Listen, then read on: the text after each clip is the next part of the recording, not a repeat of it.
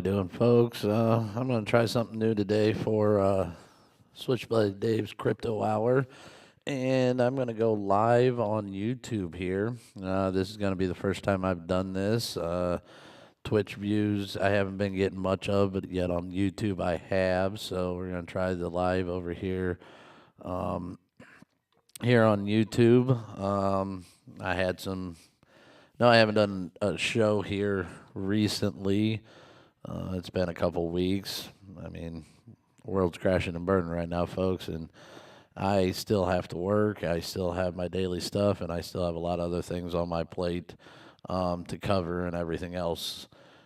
Just like probably a lot of you do, I don't have time to quite sit down weekly by weekly and actually do a show. But over the last week or so, especially today, I have been in discussion with people on Facebook and other stuff when it comes to topics, random topics, but specifically crypto, Bitcoin. People asking, "Oh, has anybody bought?" Yeah, I mean, there's still a lot of people out there that really don't know about it. I've said before, I'm a miner. I run mining equipment, and that's how I get my crypto. I get paid for doing that and stuff like that. I mean, there's other ways to get paid, sell stuff and accept Bitcoin or crypto, work. I'm pretty sure there are some jobs you can find. I mean, those are probably a little harder than to find stuff you can buy with crypto. But I'm pretty sure there's jobs, and I know there were businesses a couple years back that were allowing employees to take part of their check and everything as part of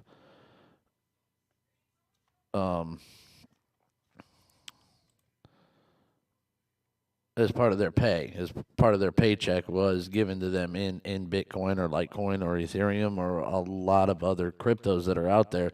I dabble in more than just Bitcoin. I only mine Bitcoin. That is the only one I mine. I've attempted to mine a couple others, Litecoin and Zcash, in the past, but keeping the miners up and the profit and everything wasn't there. So I abandoned those, but my Bitcoin miners I'm still with, still going. And if all goes good here by the end of the year, I'm actually going to be expanding my mining operation rather than contracting it. It has been contracted here over the last 3 to 4 years. But between the last halving and the one that's coming up, well, once this halving comes through, I'm actually going to be expanding my mining operation back again. I do see a potential in that to actually grow there. Now, mind you, I do purchase my miners with Bitcoin. You can purchase them with cash, money order wiring, buy them off of Amazon. I mean, you can find them out there. I prefer Bitmain, the big one. They're very good quality miners, and I've been using them my entire time. No problems with them. Very easy setup now. It's almost like a plug-and-play router. You just have to know your information if you're mining solo or if you're mining with what was I going to say? Mining with a pool. Now, I do a pool. I don't have enough mining power to sit here and hope and pray and cross my fingers that I actually mine a block and get the reward, which currently is set at 12.5 Bitcoin per block. Now, yeah, it'd be great to hit that. I mean, 12.5 Bitcoin, what's that, $120,000? A little shy of that, at least 100,000 right now. Yeah, it'd be great if I could set my miners up, but the probability of that is they're probably never going to do that because I don't have enough power in my mining operation to be able to do that. Now, when I mine with pools, it's the same way. So the pool mines a block. The block then gets divvied up between all the miners that are connected for a certain duration. If my miners go down, what I get paid out goes down. If my miners go back up and they stay online, so there's something about my Air YouTube not receiving enough video to maintain smooth operation. I have no clue what that means. YouTube is not receiving enough video to maintain smooth stream. As such, viewers will experience buffering. I'm sorry about that, guys. I definitely am not going to have buffering, so you'll be able to see this thrown up here. I do record it, so it'll be that way. So sorry if you see a lot of buffering right now. Everything else is still good, so I will have this put up underneath the crypto hour for you to watch afterwards. Yeah, I guess for some reason something's not going right. I mean, when I do this on Twitch, I don't get this in error or anything, but yeah, it looks like I kind of buffer back and forth. I mean, I show on my end that I'm connected really good. It seems like on YouTube's end, not so much because I'm still in the green. My frames per second and everything else on my end and my studio is good. So, not really sure what's going on, but yeah, sorry folks for the buffering and the delay and the lag that's is live YouTube. So anyway, back to some of the questions that these people have been asking. Have you bought anything? Yeah, I've bought a lot of stuff. I have my very first item was actually I'm a big Dragon Ball Z fan. I have a little Goku figurine that I bought. It's about I'd say about a foot tall. Nice, really nice done up piece that I paid with crypto. I've bought my cat and my cat's a 7, 8 foot tall cat tree, all with crypto.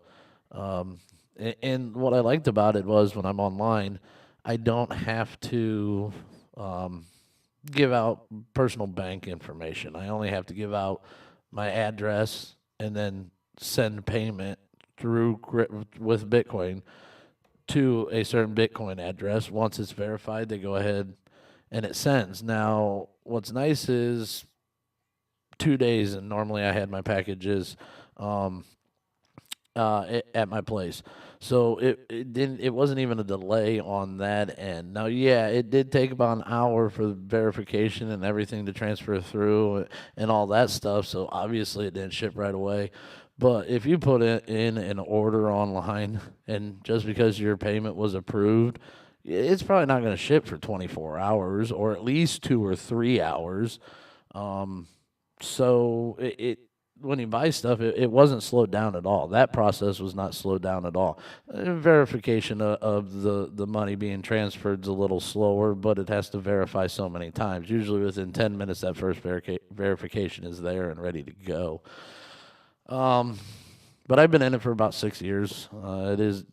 It's been nice. It's been up and down, sideways, and people look at me weird, and I still have people tell me it's not worth it. And is it or isn't it? I don't know. I don't feel some of the stock market is really worth it. I mean, yeah, let's put my money into a 401k and watch it grow at 5 or 10% every year, and then 10 years down the road, half of it completely disintegrates because something in the economy happens. Bitcoin did take a hit on that one too, but that was more because of the speculation and a lot of capital investors decided to jump because everything else was crashing, so they jumped off of a lot of things, which is what causes it to go down. It's rebounded. It's on its way back up. I think we're just shy of 9,000 as I'm doing this show right now. So for the most part, the price doesn't really. I don't pay attention to the price anymore. I have it for about 3 or 4 years. Really don't care. I mean, yeah, it was great to see it hit 20,000 and then come all the way back down. Did I take a little bit of profit? Of course I did, folks. Come on, you're stupid if you didn't and you had it back then and was up by that high. I sold out a little bit, and then I also bought back in. I mean, that's how a stock market works, man. I mean, you buy and sell, you buy and sell. I mean, that's how our market works. So if somebody tries to tell you that this is wrong and just point them towards our own stock market and tell them, well, I guess that's a fraud too, because you sell high, buy low. And if you can get back in, you get back in. I've done that on a couple stocks. Bought cheap, sold out when it got me at about, well, let's see, one stock, I paid a penny per share. It jumped to $1.34 per share, and I sold it all off for almost a $50 investment turned into $6,200. Completely sold off, and then turned around and when the stock jumped, like completely bottomed out at 0.0007. I bought back up, and I've already turned another 200 or 300 on the same stock. That same thing. I mean, people are getting mad because people are doing this in crypto. Well, it's no different, except with mine, it can't be hacked. That's the one thing I love about Bitcoin. It has nothing to do with the price. It has nothing to do with the fact it's an intrinsic value. It's a speculation. It's this or that. The one thing that I love about Bitcoin is it was and will always be the very first digital file that you cannot copy. Um, that's that's it right there. That breakthrough is something that has never been done before, ever. If you have a digital file prior to '08, it could be copied, shared, and spread around. I mean, look at the music industry with Napster. It just proves that a digital file can be manipulated. I mean, look at the streaming services now. It's one digital file that everybody gets to access. That's all it is. So instead of having to produce 20, 30, 40 million copies of a movie, now they just make one and then either copy it numerous times onto a cloud where people can access it, or they still only have that one file and millions of people can access that one file at the same time. It it can be copied. It's digital. Now with Bitcoin, it can't be. You put a file onto a blockchain, it can't be copied, it can't be manipulated, and it really can't be changed. And a couple tests that are out there right now is the Ethereum network. Ethereum does tokens, so now you can privatize stocks. You can privatize a lot of different things. I can go ahead and create my own stock for my show here for this company. I can put all that in there and then sell it. It's a token. Here you go. You now own part of my business, and I don't have to go through regulations. Well, I have to follow regulations, but I don't have to be some all-know-it person and then file with the FCC or Federal Trade Commission. Don't have to file with any of those. Don't have to do any of that. I can just go ahead and create it and then sell it to people as what it is. I can't tell you it's one thing and then that's fraud. You got to watch out, but you have to watch out with that with U.S. currency and everything else. So, well, where was I going with this? Pay your taxes. I mean, yeah, nobody's really watching. It doesn't look like. Couldn't tell. I mean, like I said, it's lagging quite a bit. Let me see if I can pull myself up and see what happens.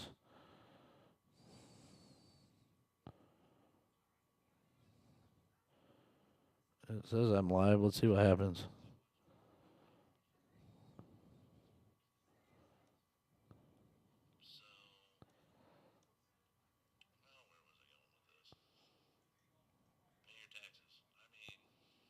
Yeah, there's some lag in it, but that's fine. The audio doesn't sound like there's any lag in it, so that's all I really care about. Um, so with crypto, God, but yeah, he was asking me with that. He asked me about mining. That's why I was on the topic of mining, and I've had many miners in my day. One right here. Got another one right here. I've got the ones that are actually in the room doing the jobs right now, running constantly the entire time, 24 hours a day, 7 days a week, 365 days a year. I do take them down every 4 months for about an hour. And at that point, I mean, I make a little, but my payment does block off. The quicker I can get them back up, the better. I do take them down, spray them off, clean them out. I mean, they do have airflow that goes through them, so they're like a fan. They do get dirty. They pick up the dust. They run hot. Miners run very hot. Now, luckily, the ones I have back there, it isn't too bad, not like it used to be. But I'd supplement my heat in the wintertime because with them. The room that they were in, I shut off the vents, and I didn't even have to have air condition or have heat back in that area because they were burning off so much heat. They kept that area of the house warm, and I could save on my heating bill. Now, yes, I'm using electricity, which was about the equivalent of running a heater anyway. So why run the heater when I already have the heater, and the heater is now paying me money to run it. Now, it's also costing me money, so there's where you have to weigh the gain and the take. Pretty much right now with what I make and everything else, my break even's about 35 to 4,000 on Bitcoin. So where we're sitting right now, I'm mining all day. I'm not shutting my miners off because my return on investment's higher than the cost of the electricity to run the miners. The miners have been paid off. Everything, all my miners have been paid off through what I've made through Bitcoin. I'm running purely on paid off equipment now. So it's not like I'm paying for equipment. That's why I said here at the end of the year, I'm going to go ahead and make a purchase of more equipment to add to my mining operation.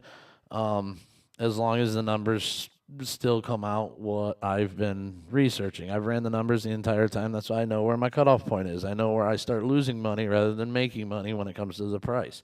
That's one thing that's keeping the price of Bitcoin up too. Um, the price of Bitcoin's up because the miners have a cost that it costs to create Bitcoin.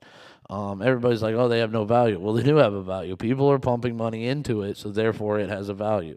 If somebody's spending money on something to operate, and a lot of people are, and there's a lot of people around the world that still are, um, that it gives whatever they're creating value right there because they're going to have it at that value. Um, so people don't understand that. People are paying for electricity. They're paying for the equipment. They're paying to operate and run electrical equipment 24 or computer equipment 24 hours a day, 7 days a week, 365 days a year. So there's value there. Is it going to become a currency? It already kind of is. I mean, anything used for form of exchange is a currency. Our government's going to adopt it. No, they're going to try to make their own. The ones they're going to control them. They're not going to be decentralized. They're not going to be controlled by the masses, rather than but controlled by a single entity. Which there are some cryptos that are out there like that. One of the biggest is what was it? Let me go to my Coinbase here real quick.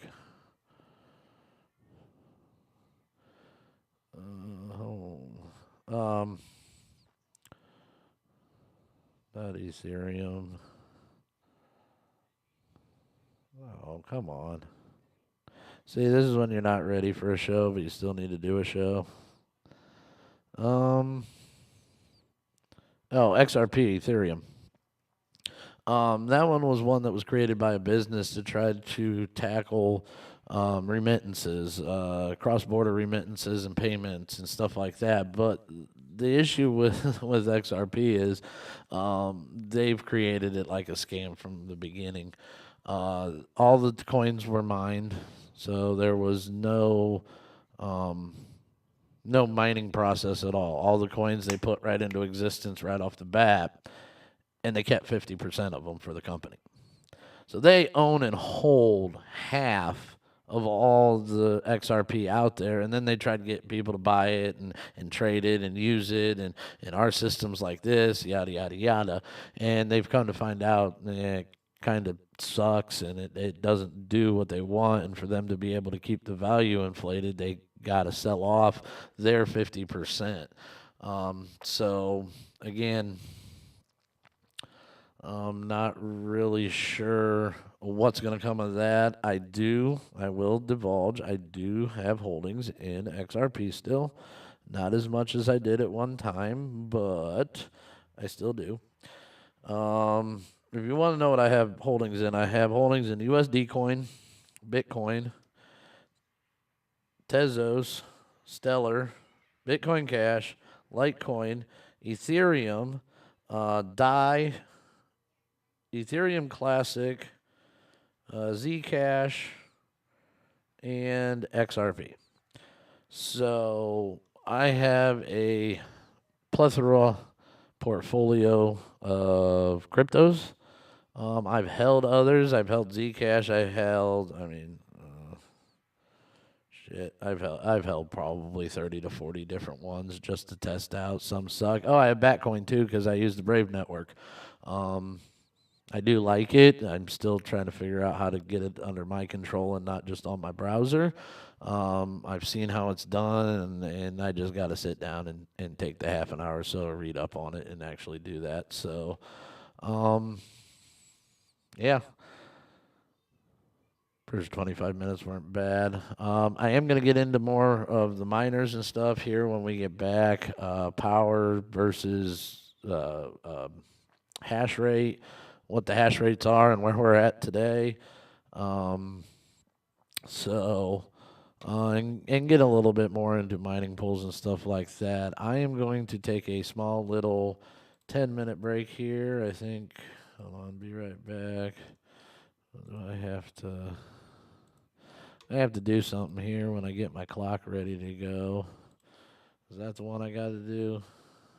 Yep, that's the one I got to do. So I will be back here in about 10 minutes, and we'll go over some miners, hash rates. If you want, call in. I do have a phone. We'll see how it works. I know how to figure this out, but call in, ask me some questions. You want to talk to me, rattle some things around in my brain. I'm going to tell you I'm not an expert. I've just been doing it for the last 6 years, and I read and understand MS-DOS code and know how to read code, which kind of helped me out in the long term because, I mean, this is one giant code that we're running with. It's a program, and it seems to be a decent program that instead of inflation, we have deflation, which is the best type of inflation for currencies or anything in the form of trade. You want what you're trading to become more valuable, not less valuable, and the only way to do that is with deflation.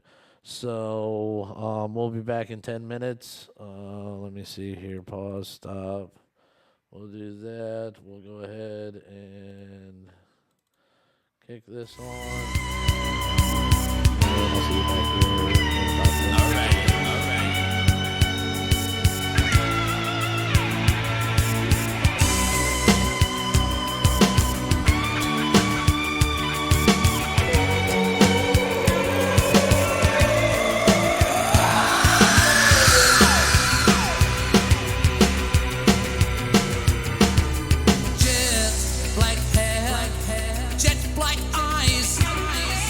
Jetting back home tonight, jet black surprise.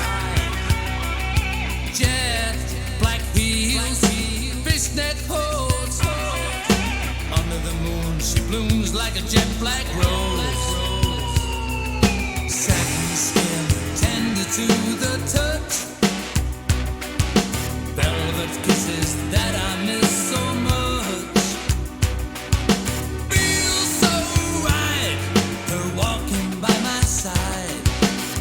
My spirit up with every single stride.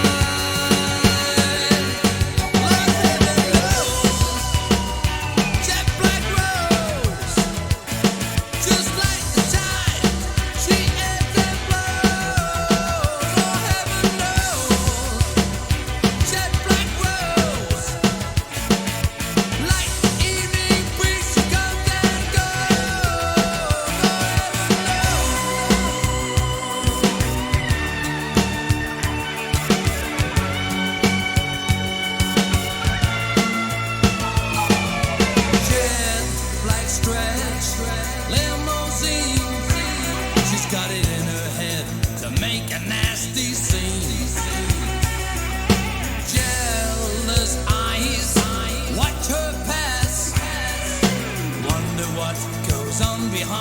glass.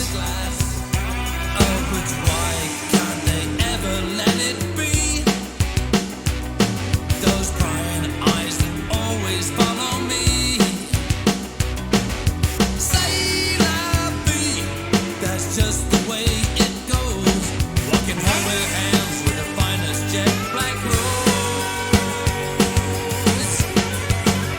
Lord heaven knows, jet black rose, just like the time.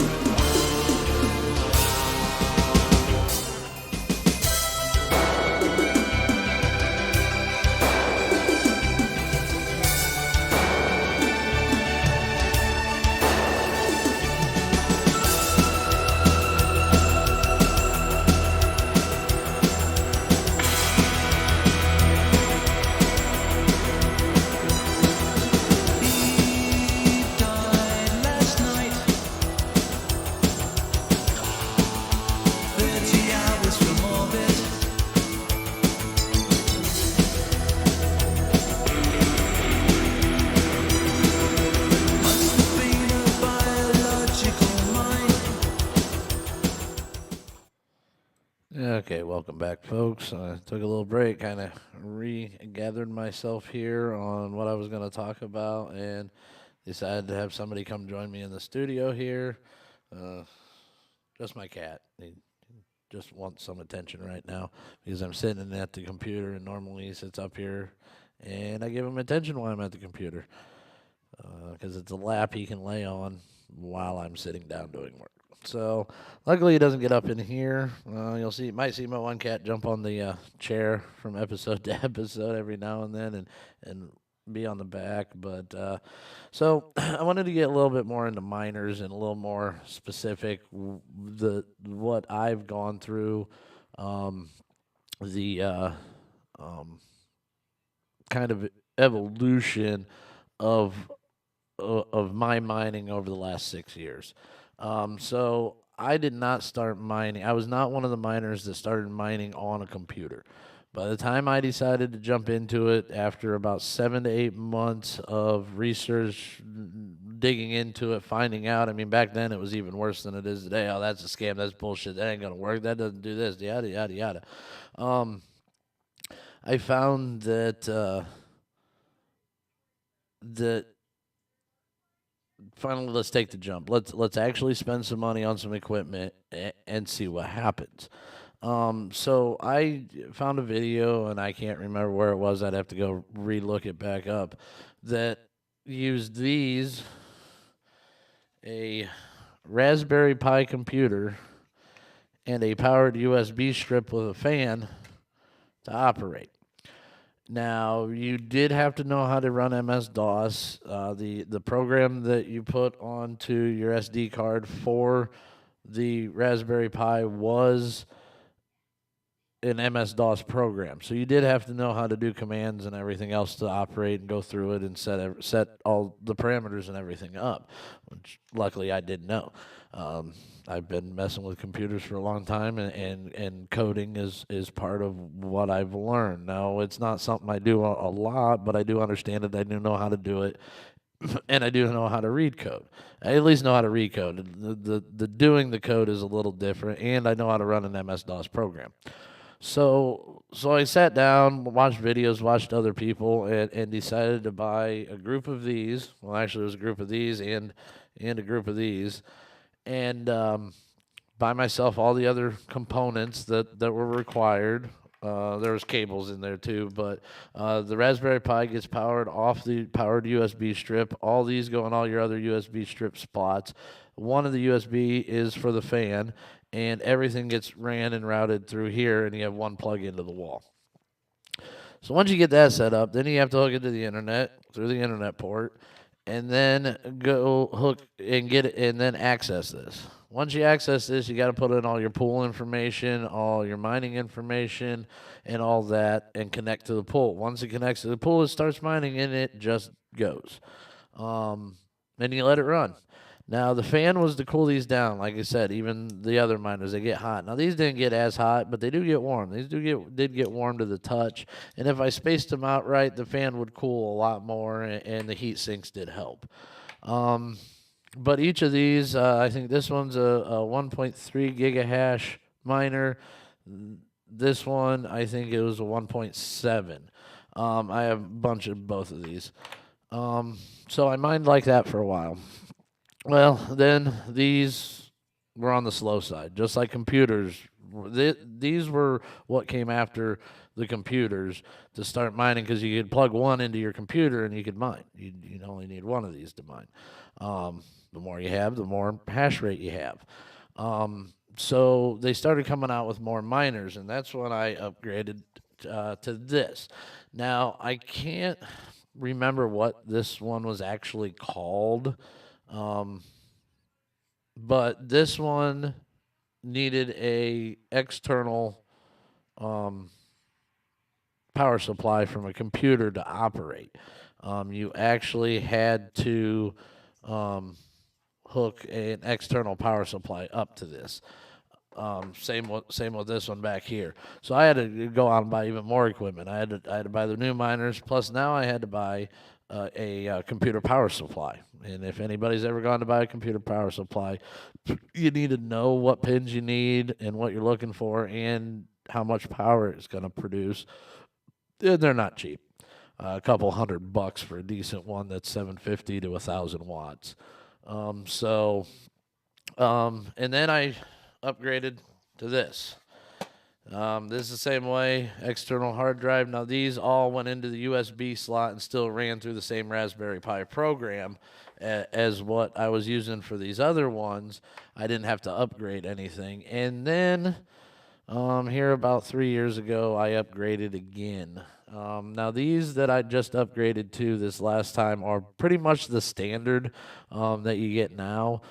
They're a box. Now, each one, depending on the chips that are inside, hash rate's higher and else, but they're more user-friendly because they're more like setting up a router.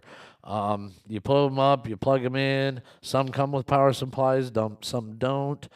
You turn it around and hook it into the internet, and there's a IP address that you type into your browser, just like you go in to set your wireless router information up.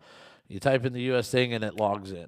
And now you're logged into that miner, and that's where you put in all your information. So everything's integrated. You don't have to buy the external computer or a memory card or anything like that. It's all part of the chip and the board that is actually with the miner themselves. Now, to give you some idea on mining power, I mine at 2.7 terahashes a second.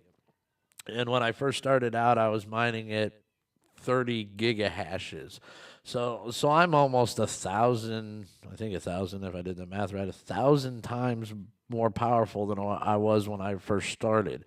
Total money-wise, I mean, I don't keep track of my electricity. I just know what a monthly bill without the miner running is, and I know what a monthly bill with the miner running is, and that's how I figured out what the return on investment was. So I know so I'm taking electricity and turning it into Bitcoin. This is the Bitcoin that I'm getting. How much am I paying per Bitcoin? And when I figured that out, like I said, I'm at about $35,000 to $4,000 for a Bitcoin. So yeah, I'm not pumping $4,000 a month into my electric bill, but the equivalent is the same. So once I plug in 4,000, I get a Bitcoin. I'll have a Bitcoin because and with it being double, well, I mean, that's a profit because anything over 4,000 is money that's on top of what it is for me to buy said Bitcoin.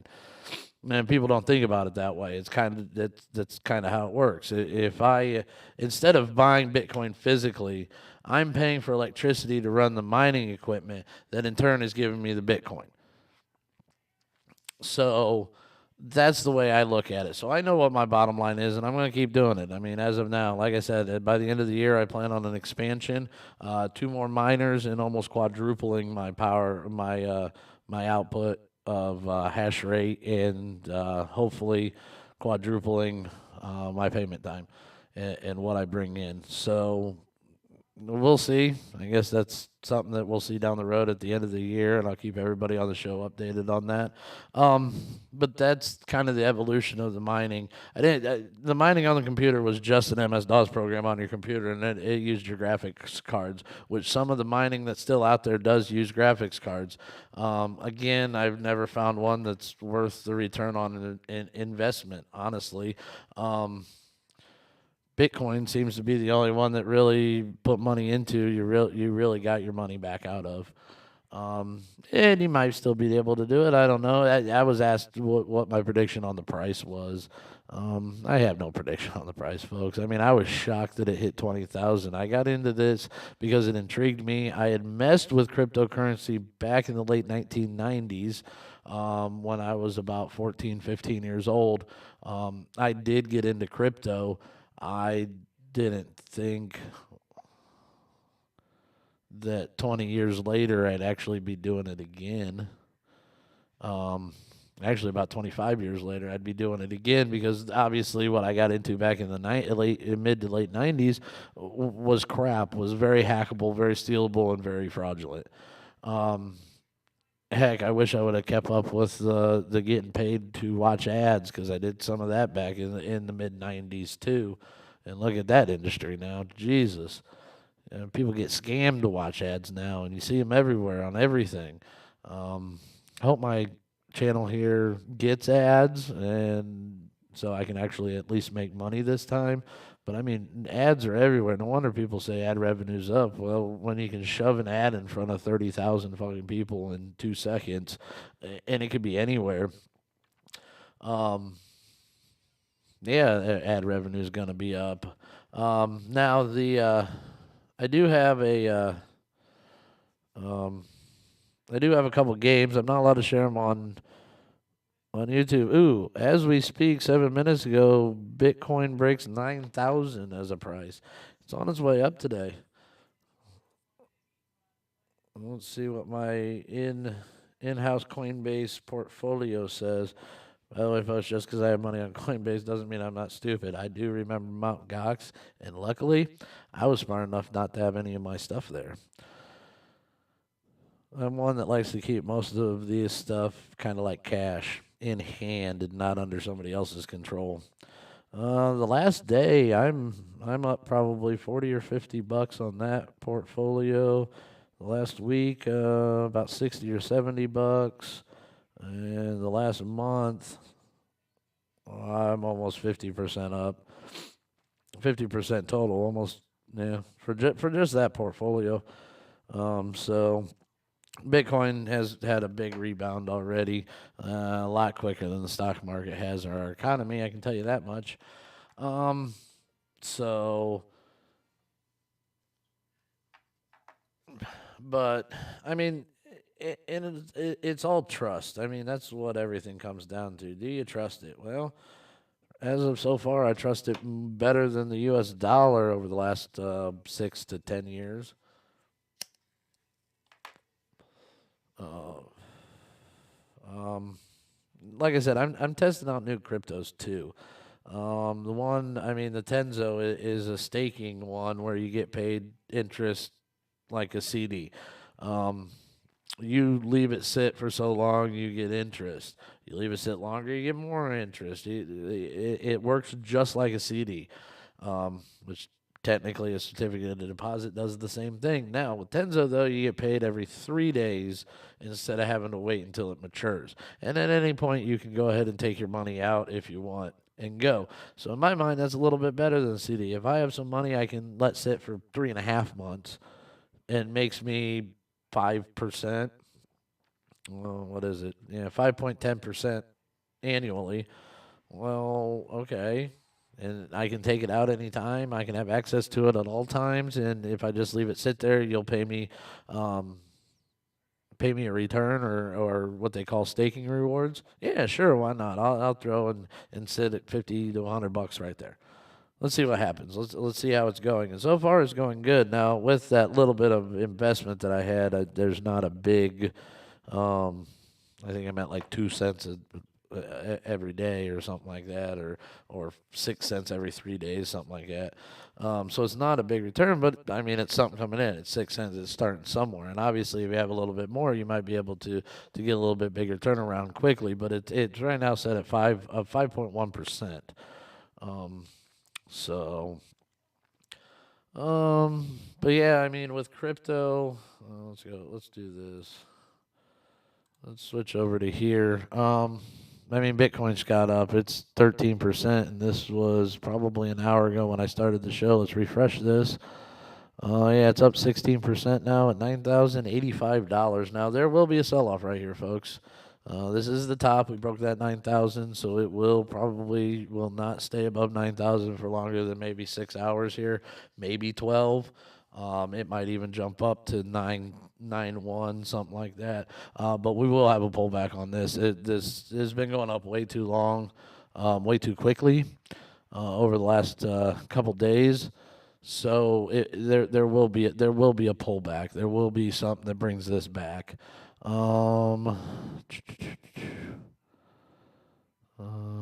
XRP, I mean, everything's up. Ethereum's up 11, XRP's up. Tether isn't, but Tether's down 1%. But again, Tether is tethered to the US dollar, so it has to stay a 1-for-1 trade ratio. It jumps here, so it really doesn't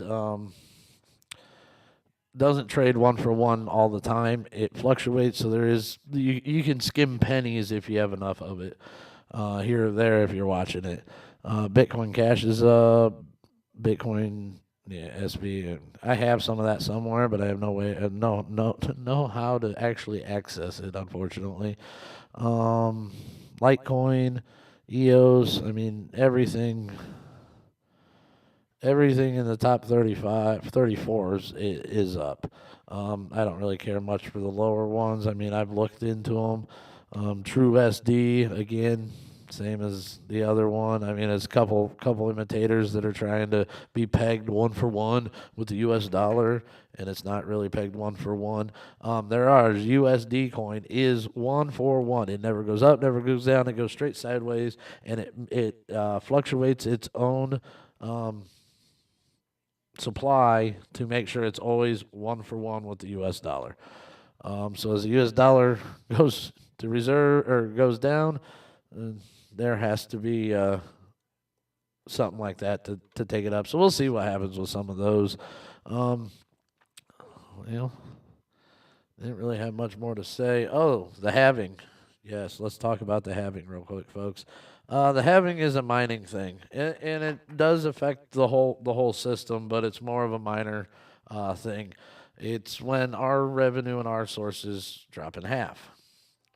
So, for what I'm getting paid now, it's going to drop in half, which you'd think would mean that it would be $8,000 for me to break even. That's not true. It's going to be more closer to the 5,500 to 6,000 price range. That's going to be my breaking point now when this halving starts, because that's kind of the way. Yeah, something about encoding. Oh well. Yeah.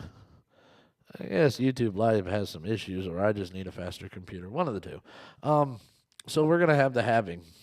And the halving is the reward that that the miners get for creating blocks. So right now we're at 12 and a half, and we're going to go to 6.25. Now I've been through the other one. I started getting into Bitcoin when it was still 50, and it was right as it was going from 50 to 25. And then I had the halving from 25 to 12 and a half, and now I'm going through this again. So I've seen it now. I've heard some people saying, "Oh, the list is going to do exactly what it did before, skyrocket." Yeah, yeah. Well, it's gonna go up. Everybody's right now. Well, the reason it's going up so fast is because they're anticipating the halving and the fact that the price will go up.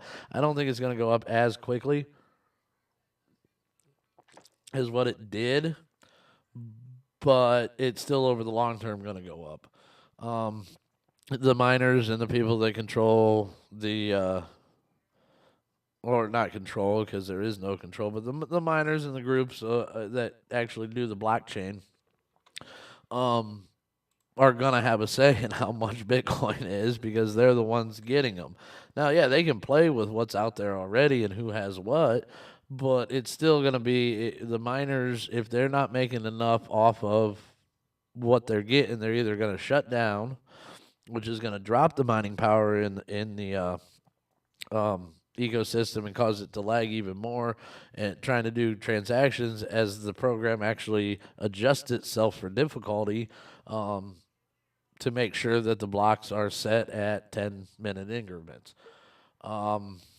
So I am going to lose half of what I'm making, which is fine. That's why I'm going to push to quadruple my mining power just to stay in the game that frankly has done me good, and I should have never really taken for granted and kept pushing even when other people told me not to and back off, and I don't think you should spend your money there. You have this and this. If I would have listened, I'd have a lot more than what I have now, but I still didn't lose money in this venture, folks. I've made my money back. Like I said, my miners are paid for. It's just the electricity every month that I pay for, and until the cost of electricity is more than the cost of me just going onto an exchange and buying the same amount of Bitcoin, I'm not going to stop mining. That's why I mine. My price is set on how much I'm paying per Bitcoin. it's this much because this is how much I make and constantly week after week or day after day.